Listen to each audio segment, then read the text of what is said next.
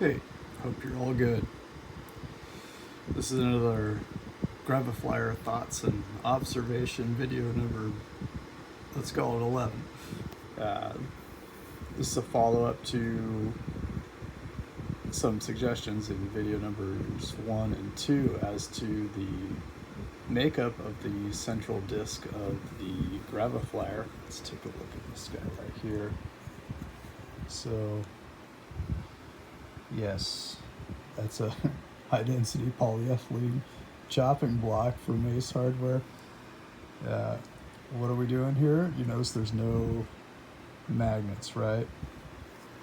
What we're up to is the Rontogen experiment.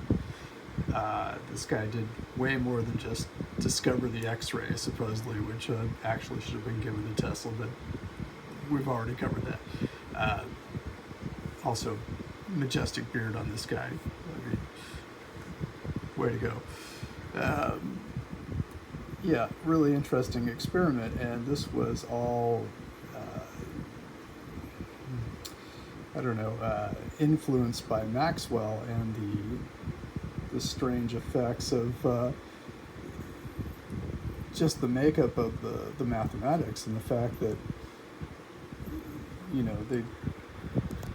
the terms for the electric field or the electric current flow came to zero. So he needed to come up with some sort of displacement current, and Rontogen took it upon himself to actually make that confirmation physically with a device, which is shown here.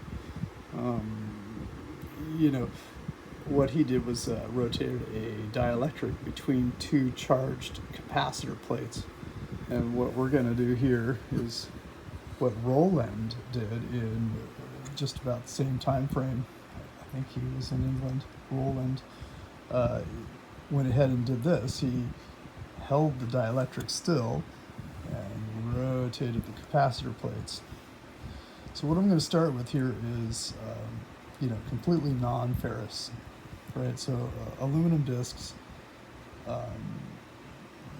Even all the connections on the inside are isolated, and they're of non-ferrous materials, right? So I've got brass set screws, and these standoffs are aluminum. All right, so the only trouble is going to be the motors. They've got some steel in them, but it's the best I could do in trying to isolate this effect. So we're going to go ahead and see if we can replicate Rontogen's experiment. And interestingly, here's a diagram from it. They're showing the same rotation, but of course he was describing the dielectric rotating, not the capacitor plates themselves. And then this is also intriguing, where the separate plates are then segmented and then alternately charged. This is very intriguing as well. Worth a try, but it means that we'll have to hold the capacitor plates still and rotate the dielectric. So there's a lot here. And also of note is the fact that, due to the time frame of this experiment, which I believe started in 1888. You guys go out and take a look and see what else you can find on this. But his assistant could only get their device to go a maximum of 100 RPM before vibration overcame the experiment. But these days we can go much higher than that. So what's intriguing is, can we create a large surface magnetic field with a reasonably light material, or a makeup of materials? These top and bottom support plates for the motors are, I can lighten those up a little bit, but I've got an idea for multiple piezo elements vibrating this. This is G10 fiberglass, top and bottom. So the next thing you're going to see is piezos being put in a pattern on both of these plates, top and bottom. We're going to check out phase differences and some other interesting things are coming.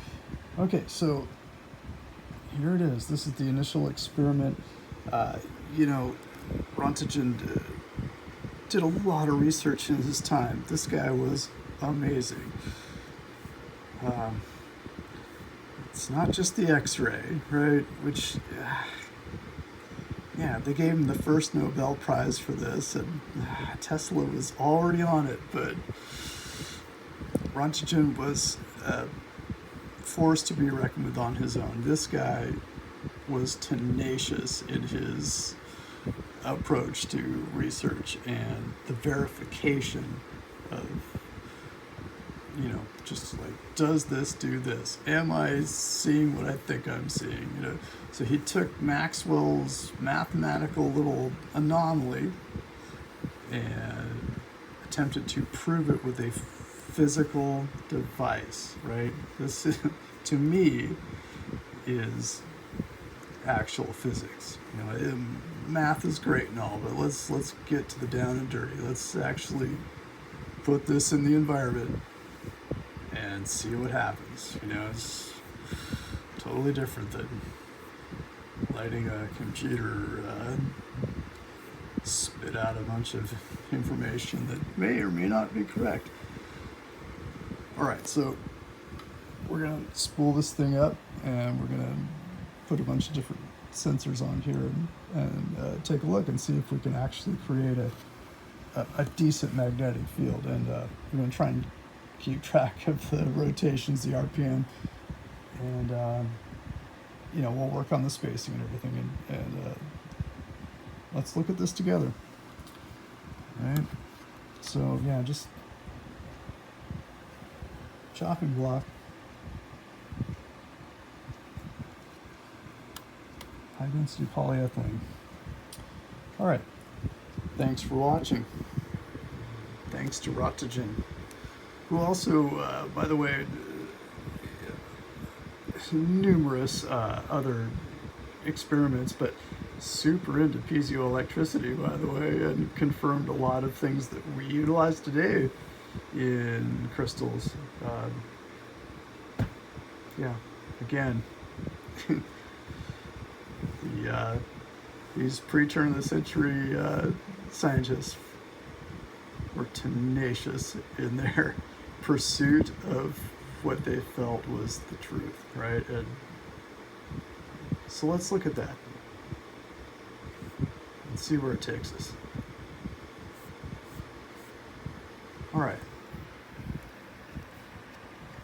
Thanks for watching. Take care.